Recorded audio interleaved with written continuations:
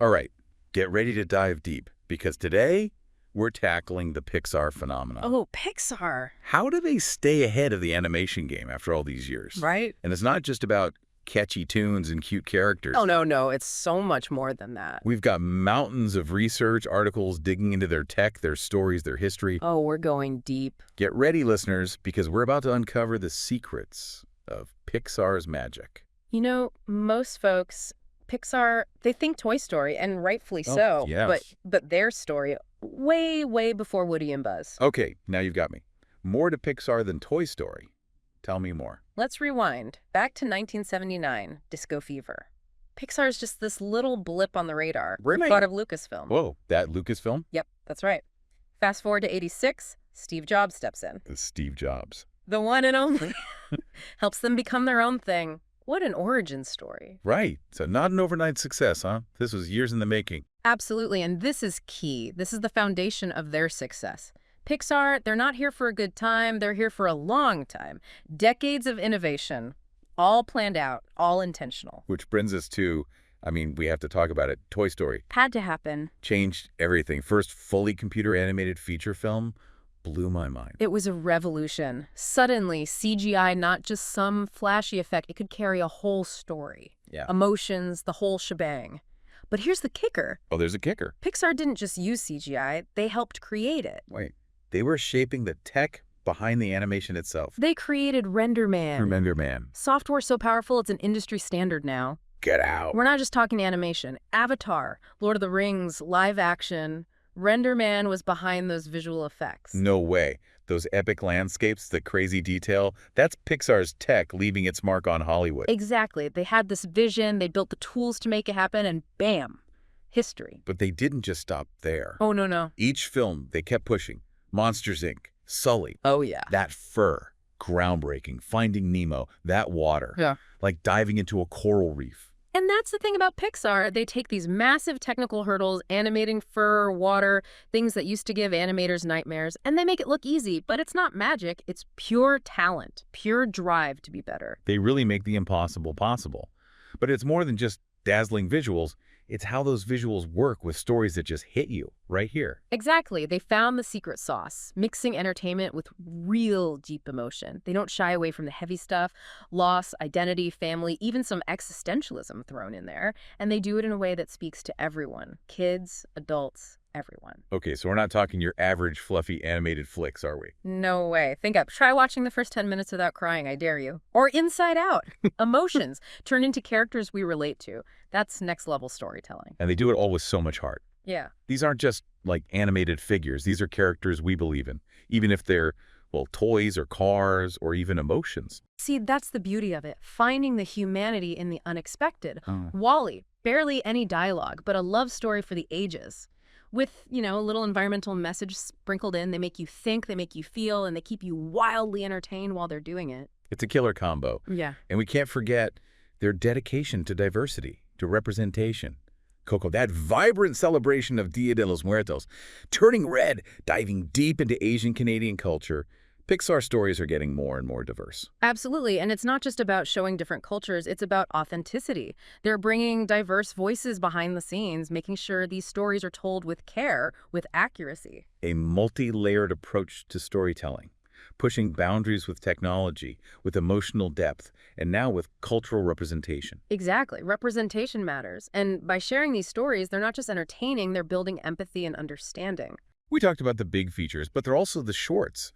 Those little gems are like these concentrated bursts of innovation. You hit the nail on the head. Those shorts are Pixar's playground, their laboratory. It's where they get to experiment with new techniques, explore unique storytelling approaches, all within a shorter time frame. Exactly. And the beauty of it is that sometimes these experiments blossom into something much bigger. Remember Bao, that heartwarming short about a Chinese-Canadian mother and her dumpling son? That little gem planted the seeds for the feature film Turning Red. You're right. Who knew a story about a sentient dumpling could be so moving? It just goes to show that Pixar can find magic in the most unexpected places. Exactly. And that brings us to another fascinating aspect of Pixar's success, their meticulous attention to detail. Have you ever noticed those hidden Easter eggs in their film? Wait, Easter eggs? You mean like those little hidden gems that reference other Pixar movies? Yeah. You got it. It's like a treasure hunt for eagle-eyed viewers. But it goes beyond those playful nods. Every detail, from the intricate textures to the breathtaking landscapes, is crafted with purpose. It's true. Like in Ratatouille, the Parisian scenery is so incredibly detailed. You can practically smell the freshly baked baguettes and feel the cobblestone streets beneath your feet. And that's no accident. Pixar animators are meticulous researchers. They'll spend months, sometimes years, studying real-world environments, cultures, and textures to ensure their animated worlds feel authentic and immersive. So it's not just about making things look pretty, it's about grounding those fantastical elements in a sense of realism. Precisely. Take Inside Out, for example. They could have just shown abstract emotions floating around, but instead they created this incredibly intricate and visually stunning headquarters inside Riley's mind.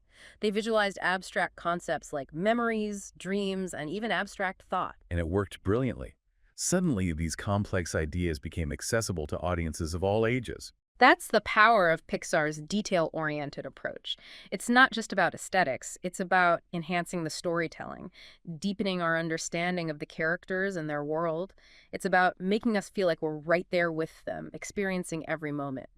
Okay, so we've talked about Pixar's pioneering technology, their emotionally resonant storytelling, their commitment to diversity, and their meticulous attention to detail.